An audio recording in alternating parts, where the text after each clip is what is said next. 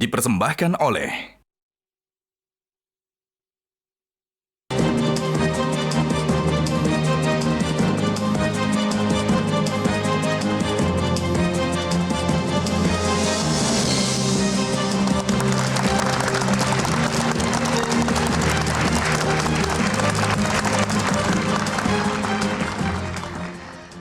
Bang Nusron, tadi Mbak Bibip sudah menyampaikan argumentasinya dan terakhir dikatakan bahwa memang ini masih menjadi PR kita bersama. Ada kesalahan dalam sistem pendidikan politik kita, terutama bahwa memang masyarakat kita belum kritis juga dalam melihat berbagai potensi-potensi masalah atau pelanggaran etik, pelanggaran-pelanggaran yang terjadi sebelum pemilu dalam menetapkan pilihan mereka.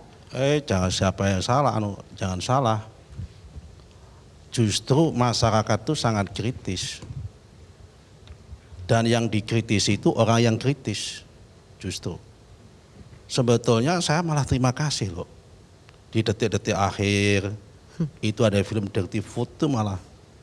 Karena estimasi kami, simulasi kami itu kami hanya 54%. Dan ternyata dalam data sentimen yang kami analisis 2 hari ini, justru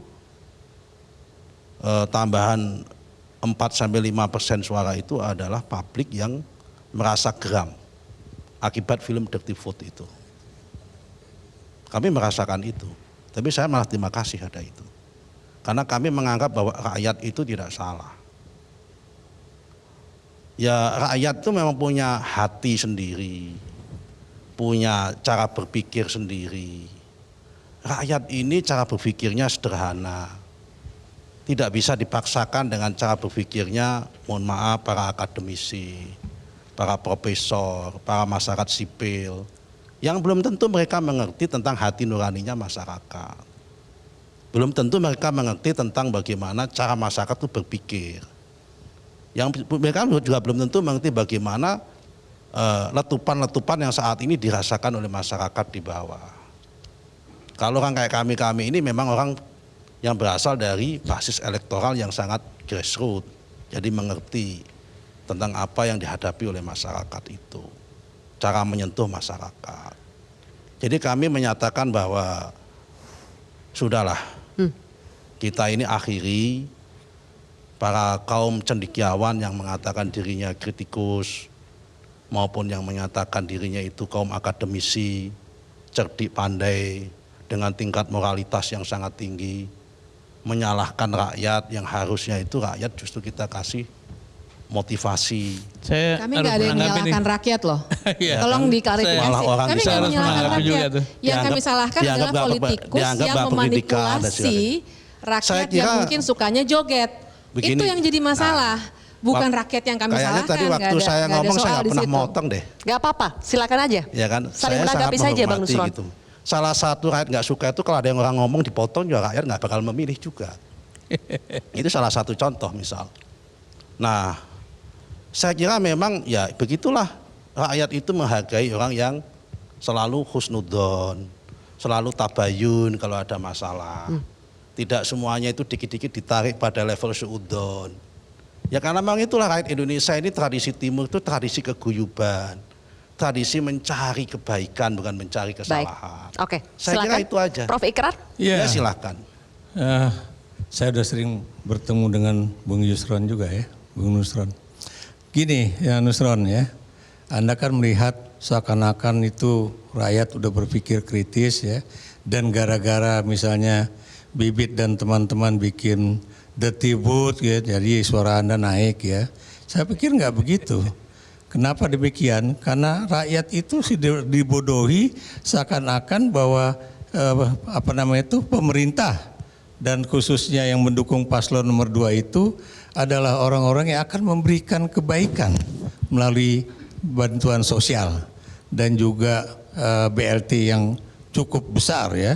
Nah itu yang kemudian saya terus terang agak khawatir ya, kenapa demikian ya, karena di era pemilu yang sudah tahun ke-26 ini ya, atau yang sudah ke berapa, ke-7 ya? Ke-7 ini ya, ke-5 ke-6 benar, ke-6 benar. Ke-6 ya, itu bukannya terjadi suatu peningkatan kualitas di dalam pemilihan umum itu sendiri ya, tapi malah terjadi penurunan kualitas ya. Saya beri contoh misalnya penggunaan politik uang ya, atau money politics atau pork barrel politics ya, yang itu bukan lagi ditangani oleh partai dan juga individu calon anggota legislatif ya, atau calon presiden dan wakil presiden atau gubernur dan sebagainya, tapi ini sekarang juga udah dimainkan oleh aktor negara. Itu yang kemudian saya khawatir ya. Kenapa demikian? Karena ini juga lagi-lagi menggunakan yang namanya taxpayers money ya, uang rakyat ya, yang harusnya uang pajak rakyat itu bukan cuma dinikmati oleh 02, tapi juga oleh 01 dan 03 atau semua yang ikut di dalam pemilihan umum itu sendiri. Maksud saya uang dari pajak rakyat harus kembali ke rakyat, tapi bukan kemudian digunakan untuk kampanye politik dengan asumsi bahwa ini adalah bantuan pemerintah dan sebagai bahkan bantuan seorang individu presiden ya. Ini satu hal ya. Kemudian ya, bagaimana juga di pihak Anda itu juga terjadi pembodohan. Pernyataan Gibran kemarin ya, di dalam pidato dalam tanda kutip kemenangannya, dia mengatakan terima kasih pada yang mendukung saya 3 bulan yang lalu. Saya bukan siapa-siapa, saya bukan apa-apa, dan sekarang saya udah menjadi calon presiden terpilih, gitu kan? Calon wakil buat presiden saya terpilih. itu kan pembodohan sama sekali. Kenapa? Jelas dia somebody, karena dia adalah anak presiden yang mendapatkan privilege di dalam persoalan hukum, di mana kemudian Mahkamah Konstitusi memberikan karpet ya, karpet merah buat dia menjadi calon wakil presiden ya. He was not nobody, tapi dia udah menjadi somebody, gitu kan. Jadi dan karena dia menjadi anak, karena dia adalah anak presiden, makanya kemudian kemudahan itu boleh dikatakan berlipat ganda ya. Jadi sejak awal arena bertanding dalam pemilu 2024 ini sudah tidak fair. Saya bilang itu tidak fair dan kemudian sangat asimetris ya. Dan kemudian yang satu misalnya memiliki kekuasaan, sumber kekuasaan yang berlebih, sementara yang lainnya itu tidak sama sekali memiliki kekuasaan. Sebelum ditanggapi lagi oleh Bang Nusron, saya ke Mas Adi Wijayanto dulu. Anda sepakat bahwa sejak awal arena bertanding di pemilu 2024 itu tidak fair untuk 01, 03 dan lebih menguntungkan 02?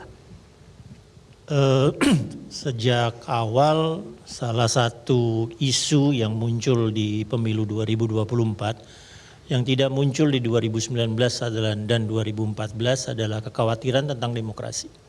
Tiba-tiba kita mempersoalkan lagi nepotisme, kita mempersoalkan lagi korupsi, kita mempersoalkan lagi politik dinasti. Ya, itu yang kemudian mungkin menjadi alarm bagi banyak pihak di luar paslon untuk kemudian bergerak. Isu demokrasi itu termasuk isu yang bertahan ya sejak pemilihan atau sejak nominasi para calon, terutama karena Mas Gibran muncul sebagai cawapres sampai ya ke film Dirty Vote itu keluar. Itu tidak muncul di 2014 dan 2019. Ada satu yang menarik, yang positif dari pemilu 2024 ini misalnya, kita tidak lagi gelisah tentang penggunaan politik identitas. Ya, kita juga tidak terlalu gelisah dengan hoax misalnya. Kita tidak terlalu gelisah dengan hate speech. Tapi itu tergantikan oleh hal-hal yang mestinya sudah lenyap pada saat kita sudah berhasil melakukan 6 kali pemilu demokratis secara berturut-turut. Ya, tiba-tiba kita harus memastikan bahwa yang namanya politik uang, politik sembako, ini mestinya udah nggak laku lagi nih. Ya, untuk kemudian memperoleh elektoral. Ya, ternyata masih kita lakukan. Misalnya, kita mestinya di pemilu ke-6 secara demokratik ini tidak lagi bertanya, tidak lagi menyerukan supaya TNI, Polri, ASN, penyelenggara pemilu netral. Kita tidak lagi mempersoalkan, kita mestinya sudah benar-benar tahu bahwa yang namanya pejabat negara, kalau dia adalah anggota partai politik, dia berhak melakukan kampanye. Kalau dia tergabung dalam tim sukses, dia bisa melakukan kampanye. Di luar itu dia nggak boleh. Ya, dia harus netral. Kita mestinya tidak lagi memperdebatkan itu. Tapi itu yang menjadi perdebatan kita. Nah, itu yang kemudian harus kita naikkan lagi. Tadi Mbak Bivitri bilang harus kita bincangkan ya agar kemudian di pemilu berikutnya 2029 atau nggak usah 2029, yang dekat lah, pilkada serentak. Oke. Nanti di November 2024 kita bisa melakukan upgrading dari proses demokrasi ini.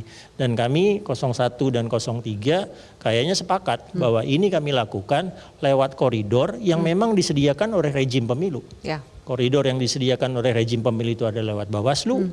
Kami menunggu penghitungan manual secara resmi oleh KPU dan koridor dari rejim pemilu salah satunya adalah nanti ke Mahkamah Konstitusi setelah kami memutuskan ada indikasi-indikasi kuat tentang kecurangan yang TSM misalnya. Itu koridor yang disediakan dan kami menggunakan koridor tersebut. Mas Andi, Anda pernah mengatakan sebelumnya bahwa Presiden Jokowi pernah mengatakan kepada Anda dan juga beberapa rekan Anda bahwa kalian hebat kalau bisa mengalahkan saya.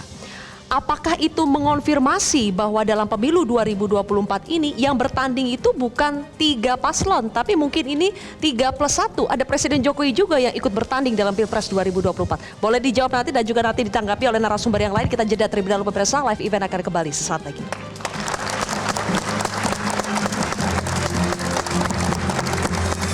Jelajahi cara baru mendapatkan informasi. Download Metro TV Extend sekarang.